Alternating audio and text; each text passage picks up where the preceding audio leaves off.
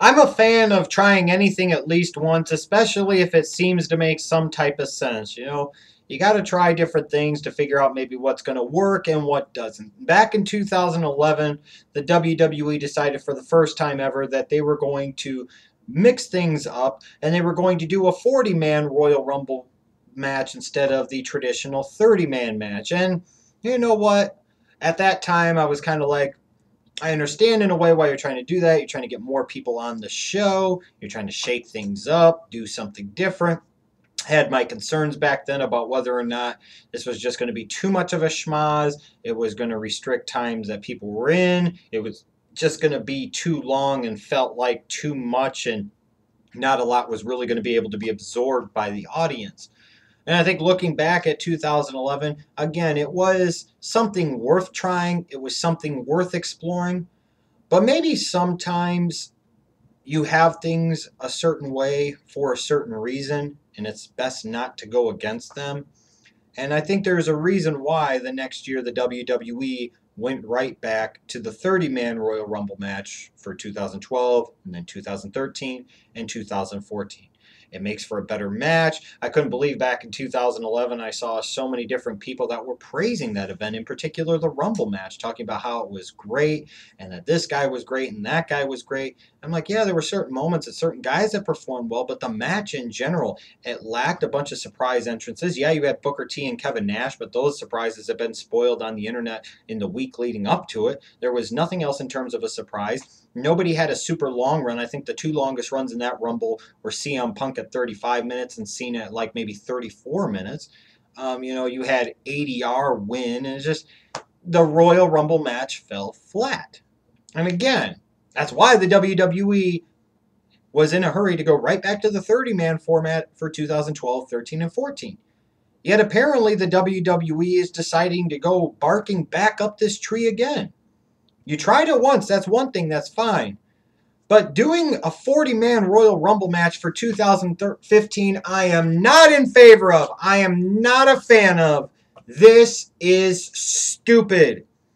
This is a whole thing to me of the WWE thinking that the problem with the pay-per-views is the stipulation itself, and that they need to find ways to spice up interest in the stipulation of the event.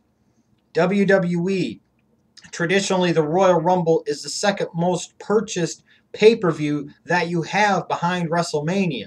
WrestleMania does this number. Rumble does about half of it, or a little more than half of it. And SummerSlam's here, and Survivor Series is way down here. In the Big Four pecking order hierarchy, that's how it's been for years. And what I don't get is you've done it once. You even admitted yourself that it wasn't that good of an idea and it didn't work. And the reason I say that is because the next 3 years you went back to the way it was before. So now in 2015, instead of maybe trying a different way, only doing 20 guys or doing something different with the 30 guys, you're going back to the way that you tried before that didn't really work that well, expecting that the result is going to be any different.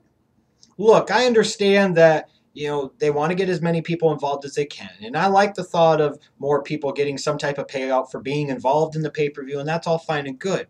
But I'm also looking at this from a fan standpoint, too. From a fan standpoint, the 40-man Royal Rumble is about 10 people too many. 30 is perfect, 40 is too many. Because either you have to do a minute in between, which is far too short, or you do a minute and a half, which makes the match far too long. Also, with that many people in that length of time, you're going to have a bunch of people getting spotlighted, but nobody really, in my opinion, standing out truly above the rest. You're going to sit there and have this huge schmoz at many different times. It just doesn't work. There's a reason you've decided all these years, and then after the year of trying something different, went back to the tried and true formula of the previous years for the next few years. Because a 30-man Royal Rumble match is much better than a 40-man Royal Rumble match, period.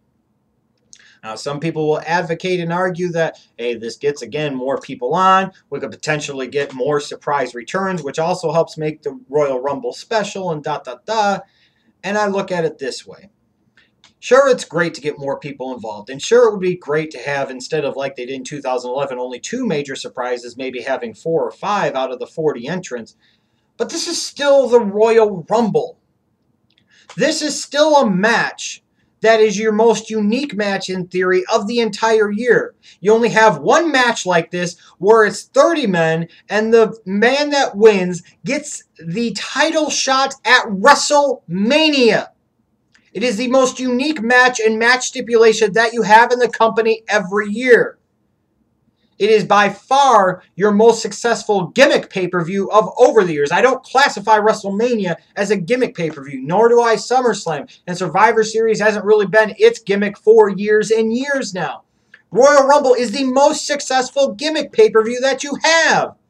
Why would you fuck with the formula that you don't need to fuck with? Why would you try to fix something that isn't fucking broken? This is just stupid. And this is just the WWE looking again for some type of Band-Aid to put over the big fucking gaping bullet holes that they have all over their damn product and company. This is stupid. It's just unnecessary. If you want more people to subscribe to your WWE network, then give them reasons to subscribe to the WWE Network. If you want more people to watch the Royal Rumble coming up in January, maybe you do a better job of giving them more reasons to want to watch the Royal Rumble come January. Taking it from 30 and making it 40, that's not getting the job done. That's just assuming that you have that magic touch that we can do whatever the fuck we want and people are automatically going to be interested. There's a point in time where you could say that about the WWE. You can't say that anymore. This is, again, the WWE, in my opinion, having their eye off of the ball and not understanding and not being honest with themselves about what the real problem is with their company and their product today. It's themselves. And it's not shit like the gimmick match for the most unique gimmick match and stipulation that you have in your entire company every single damn year. This is clearly to me an example of Vince's senility and the other people under him and their stupidity or their total lack of courage, their total fear and cowardice when it comes to addressing the stupidity and the senility of Vincent K. McMahon. Fix your fucking product. Make some new stars. Book better shows. Write better shows. Change up the format of your damn presentation for crying out loud. Don't sit there and screw with one of the few things you've managed to do right over the years. Even when a Royal Rumble match sucks or isn't that good, people still don't feel that bad about it because it's still the Royal Rumble. It is still something that they only get once a year. So of all the things, of all the priorities that the WWE has right now, they think that one of their top priorities is shaking shit up that doesn't need to be shaken or stirred and adding 10 more people into the damn Royal Rumble.